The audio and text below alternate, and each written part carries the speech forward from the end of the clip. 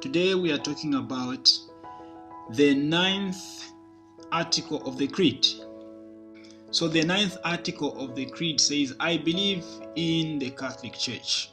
When we talk about the church, what exactly are we talking about? Are we talking about a building, the Pope, the cardinals, the bishops, the priests, the deacons, the brothers and the religious brothers and sisters? What exactly are we talking about when we say church? Many times we mistake this word church for those that are ordained.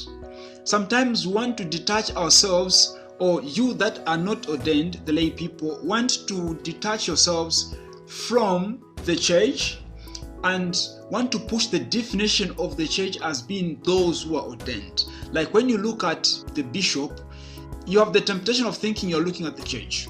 But according to the teaching of the church, how is the word church defined? Or how should we understand it? Because definitely looking at the clergy as the definition of the church is a misconception, and that has to be corrected. The church helps us to understand, especially when you go into the document, the Second Vatican Council, that the church is not the Pope, it is not the bishop, it is not the priests, it is not the religious sisters and brothers alone. The church is the people of God. Now, when you say people of God, we're talking about the ordained and the unordained alike. We're talking about everybody, you and I, all of us. That is what the church is. So the church is the people of God. Now, these people of God, this church has a head, and that is Jesus. So the church is sanctified. The people of God, you and I, we are sanctified by Jesus Christ, our head. Since we are sanctified by Jesus as our head, we are also called to live in communion with one another. We are sanctified by the same Jesus. We are the same people of God who come together to make a Christian community, and hence we are called upon to live as a communion of persons. The church is me. It is those and myself together as the people of God. Now, the church, by definition, is also the bride of Christ, Christ being the groom. And since the church is made the bride of Christ, it has also been made to be fruitful in the sense that she gives birth to many members, many children. And so, what started as a small community those centuries back, started as just a small community, today has grown into a huge community of believers, a huge community of Christians, because this church, this bride of Christ, continues to give birth to children. Every year, every parish is having baptisms because the church is fruitful, the church is fertile, and the church continues to give birth to her children. So the church is not just the people of God understood as a unit of the people of God, it is also the bride of Christ. I believe in one holy, Catholic and apostolic church. So when we say the church is one, what exactly are we talking about? The church is one because it is founded by the one Jesus Christ. It is founded by one person whom we call Jesus Christ the Lord. When he said, Peter, you are the rock, and on this rock I'm going to build my church. Jesus founded the church. The other reason we refer to the church as one is that the church shares the same faith. What we believe here as the Catholic Church in Zambia is the same thing that the Catholic Church in America believes. It is the same faith. Not only these two, the church is also one because of the common of worship. When you travel, you go to a country where they speak a language that you don't understand, and you find people having mass. Even if you do not understand the language, when you get into that mass, you're not going to be lost completely. You're going to know that, okay, now, whatever they're saying, but this is consecration.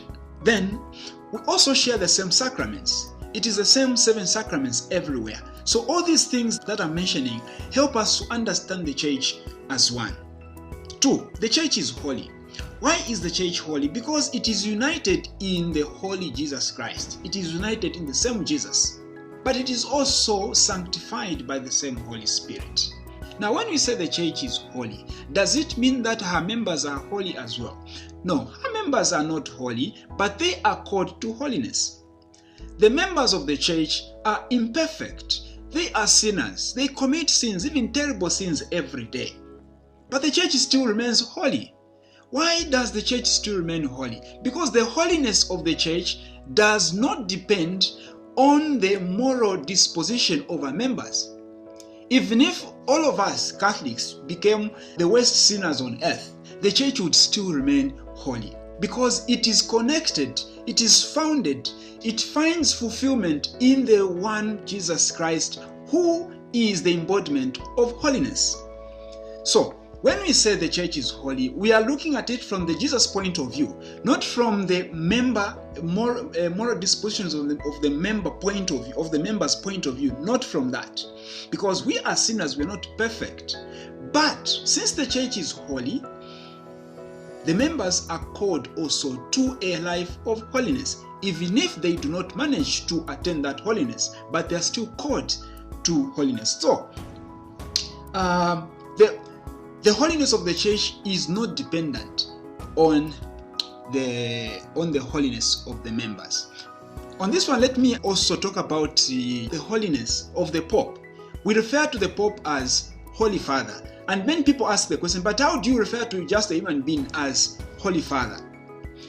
The word holy there has nothing to do with the moral disposition of the Pope as a person. The Pope is not called holy because he is holy himself. No, it is because of the office that he occupies. That is a holy office. And so we refer to him as Holy Father. Not because he himself does not have sins or does not.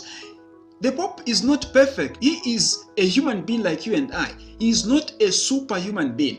He struggles with sin as well. He goes to confession as well.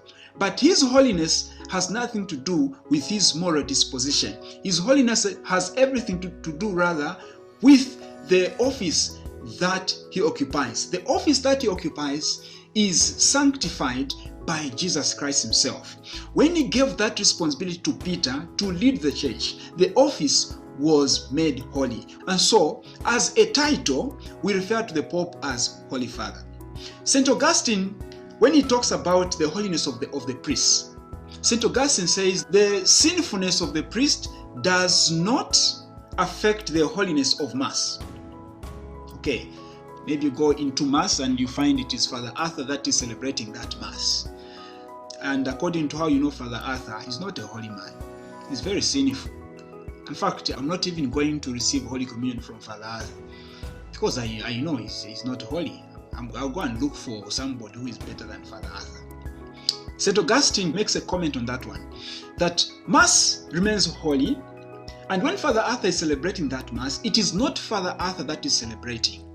Father Arthur may be a sinful person, but his sinfulness is not going to affect the holiness of Mass. And when he is there, he is given the privilege to act in the person of Jesus, of the Holy Jesus. So, it is actually not Father Arthur that is celebrating that Mass. It is Jesus Christ himself. And Father Arthur is given the privilege to act in the person of Jesus. So you can't even say that you're not going to receive communion from Father Arthur because you know that is a sinful man.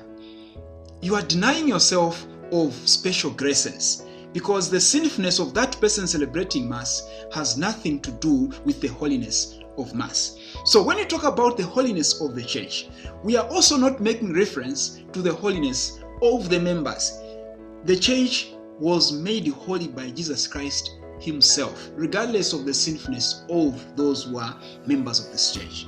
Third, the church is Catholic. Of course, yeah, the church is Catholic. But what exactly are we talking about? We're talking about the universality of the church. Catholic, Catholica, Catholic means universal. When you say the word Catholic means universal, what you're talking about is the presence of the Catholic Church everywhere. The church at the local level and at the universal level is fully present. Secondly, the church is not just present at the local level and universal level. The church also believes in the same fundamentals.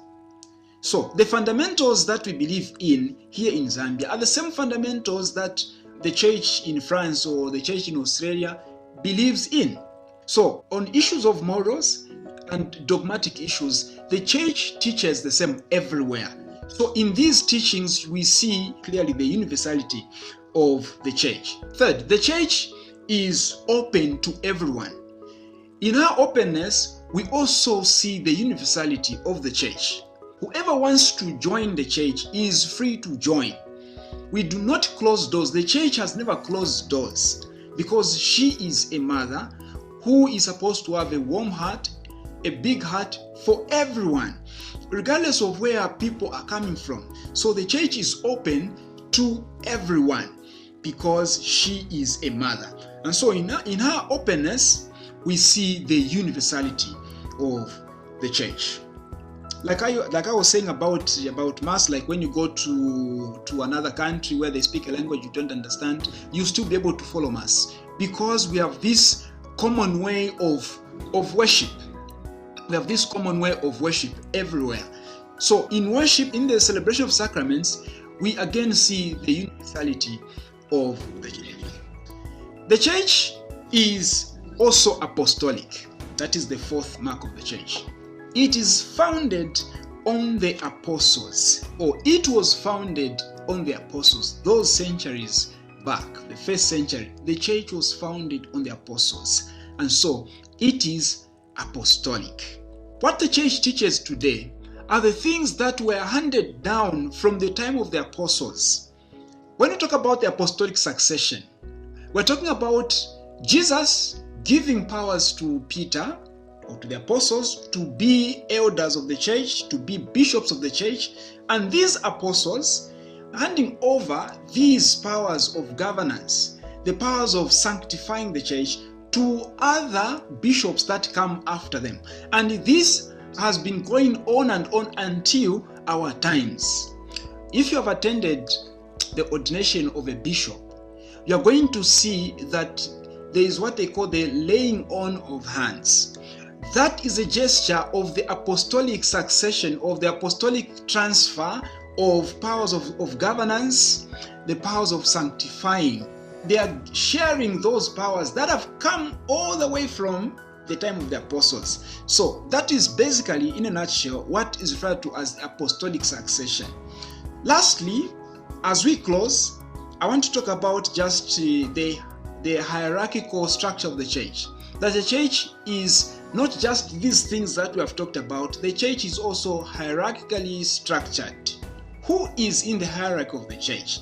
We have the Pope, we have the bishops, we have the priests, we have the deacons, and the lay faithful. The Pope as leader, as head of the church, as vicar of Christ. Then we have the bishops who share in the apostolic powers, if you like, of the Pope. Then the priests ordained by the bishops to share in the ministry of the bishops. And then the deacons. What about the religious brothers and religious sisters? Are they not also part of the hierarchy? Technically speaking, the sisters and the brothers are not in this hierarchy I've mentioned, the hierarchy of the ordained. They are lay, but they are consecrated. What about the cardinals? I didn't mention the cardinals. Are the cardinals not in the hierarchy of the church?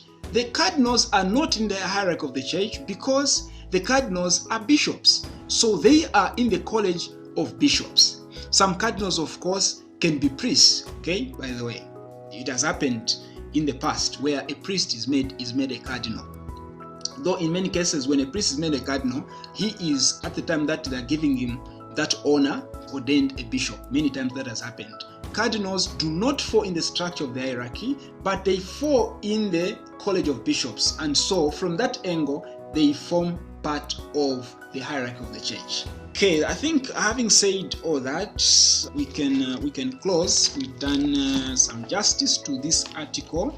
So thank you very much, and I'm going to see you again next week, same time.